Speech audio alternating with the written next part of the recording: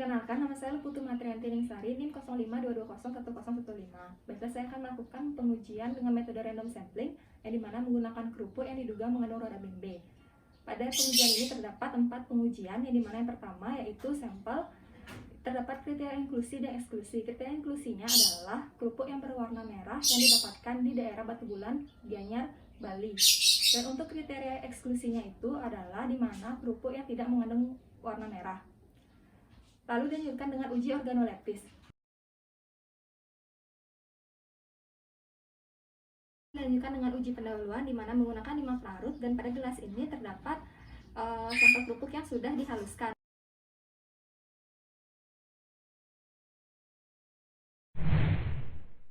Assalamualaikum warahmatullahi wabarakatuh. Nama saya Friska Dwi Septiani, NIM 0522011016. Saya di sini akan menguji tentang rhodamine B pada kerupuk merah. Teknik sampling yang saya pakai yaitu 2 kriteria, inklusi dan eksklusi. Inklusi di sini kerupuk yang berwarna merah, dan saya dapatkan di pasar daerah dekat rumah saya yaitu Pasar Kaki Kaliwungu, Kendal, dan pada eksklusi yaitu kerupuk selain berwarna merah. Uji organoleptis saya yaitu kerupuknya warna merah, bentuknya bulat, agak panjang, dan rasanya manis. Kemudian dilakukan preparasi sampel. Masing-masing sampel bahan ditimbang untuk sampel kerupuk 25 gram, kemudian digerus halus dan diekstrak menggunakan etanol sebanyak kurang lebih 50 ml selama kurang lebih 2 jam. Kemudian hasil ekstraksi diperiksa menggunakan alat yaitu spektrofotometri UV vis pada rentang 1 yaitu 400 sampai 800 nm. Kemudian puncak maksimum pada 1 543,355 nm menunjukkan adanya senyawa rhodamine B. Sampel juga dianalisis menggunakan KCKT yang telah divalidasi sebagai pembanding, lalu dikonfirmasi terhadap puncak maksimum dilakukan melalui speaking larutan baku rhodamine B. Terakhir adalah uji pendahuluan yang terdiri dari pelarut, air biasa, air panas, dan cuka. Saya mulai dari air biasa. Air biasa saya kasih sampel. Ini sampelnya sudah saya haluskan terlebih dahulu untuk mempersingkat waktu.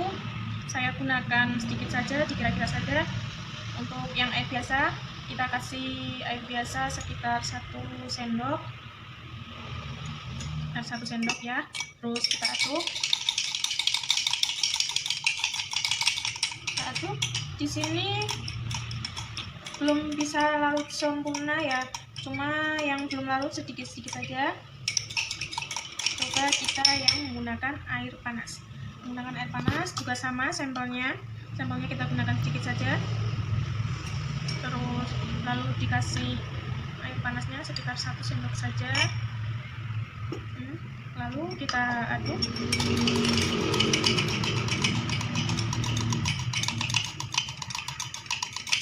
Juga belum bisa larut, cuma airnya menjadi berwarna merah.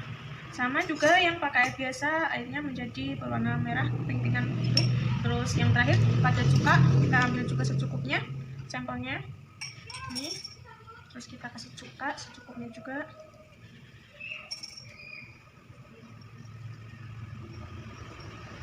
Ya, terus kita aduk.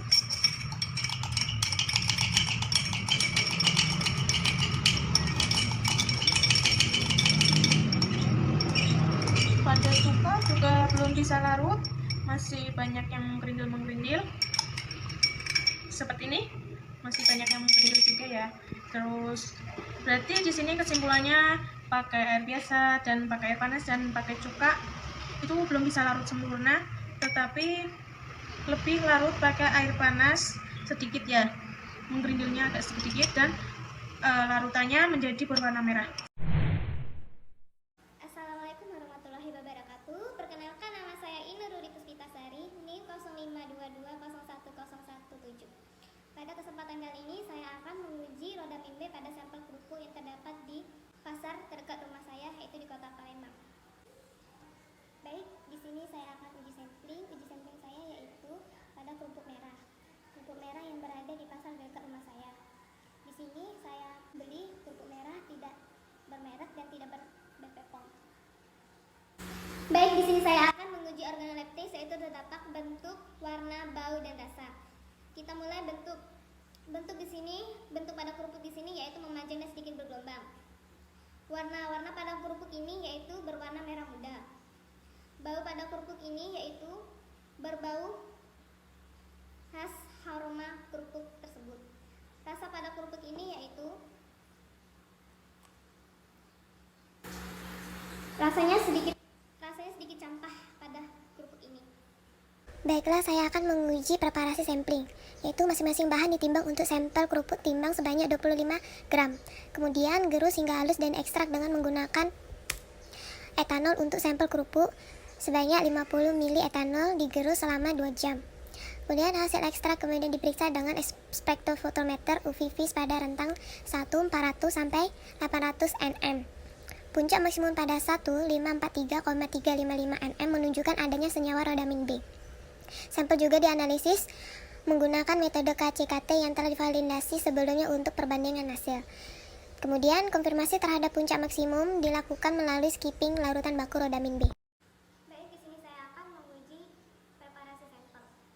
Di sini preparasi sampel menggunakan montir, tapi saya tidak ada montir, saya menggunakan blender. Di sini saya akan memeriksakan langsung, jadi menggunakan blender. Baik, di sini saya akan memasukkan sampel sedikit ke dalam air. Kita kasih secukupnya air.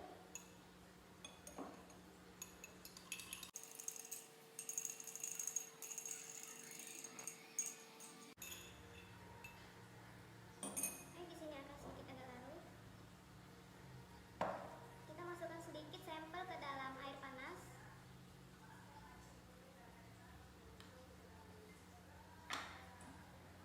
Di sini saya akan memasukkan air panas secukupnya.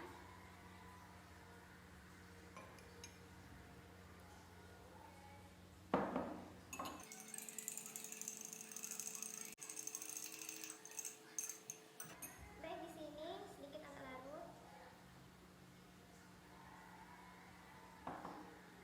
Sini saya akan memasukkan sampel ke dalam aseton secukupnya.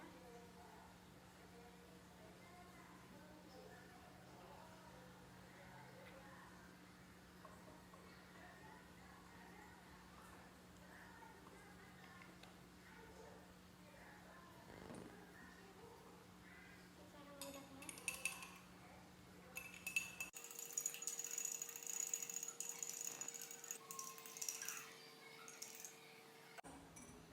Baik, di sini sampel kerupuk agak sedikit larut di bagian asetonnya. Sebaiknya kemudian kita akan memasukkan larutan ke dalam larutan cuka secukupnya, dan kita masukkan larutan cuka ke dalam sampel secukupnya.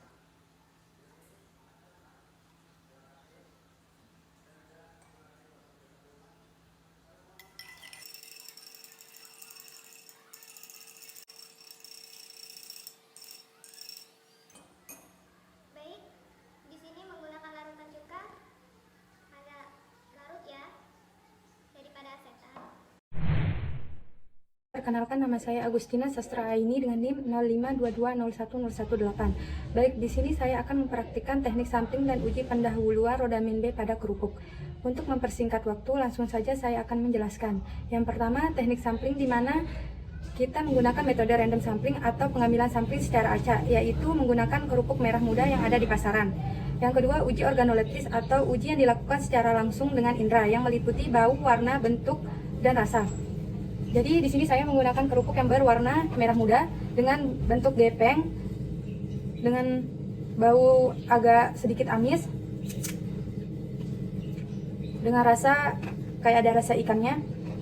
Selanjutnya yaitu preparasi sampel, di mana sampel yang akan kita gunakan terlebih dahulu kita akan gerus menggunakan mortir, tetapi saya tidak menggunakan mortir karena tidak ada, jadi saya menggunakan blender. Untuk mempersingkat waktu, jadi saya sudah memblender terlebih dahulu sampel yang akan saya gunakan.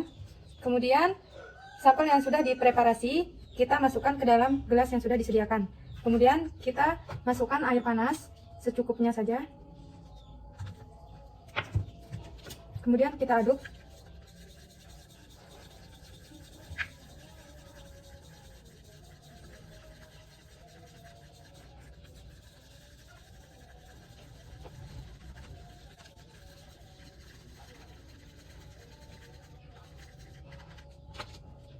Bisa dilihat warnanya lebih mendekati bening ya.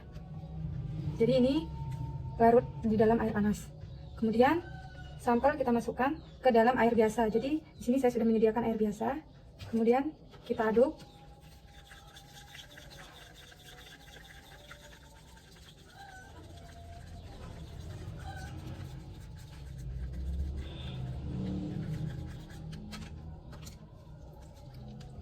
Bisa dilihat warnanya agak sedikit lebih bening daripada yang tadi menggunakan air panas.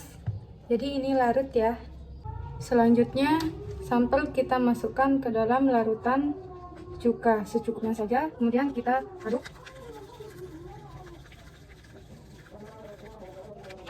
Jadi bisa dilihat ini masih ada gumpalan-gumpalan ya, jadi ini tidak larut di dalam pelarut cuka. Selanjutnya kita masukkan sampel secukupnya saja ke dalam larutan aseton, kemudian kita aduk.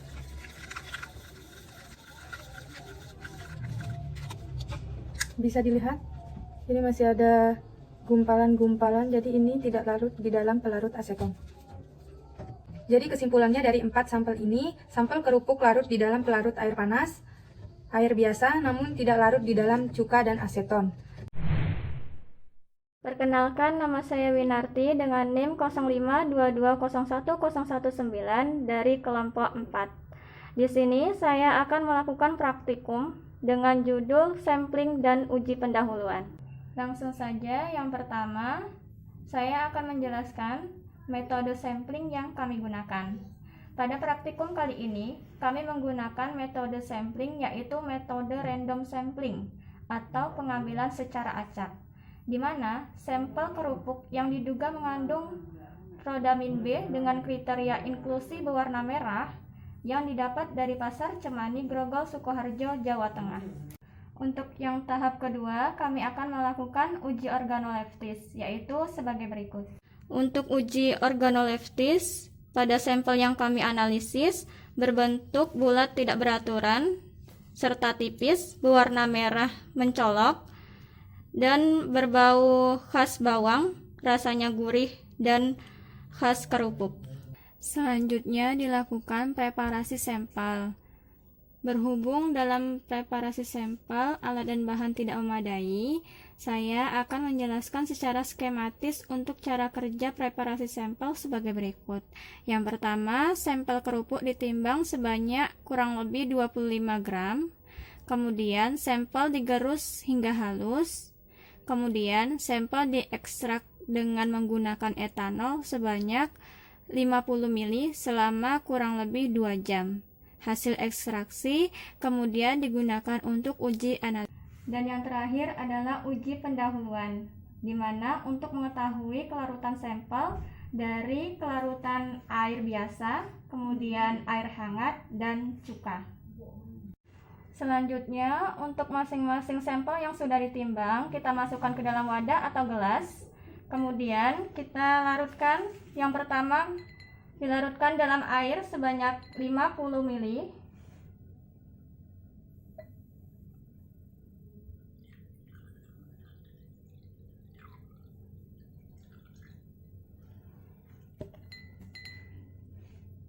Kemudian untuk yang kedua kita larutkan dengan air panas.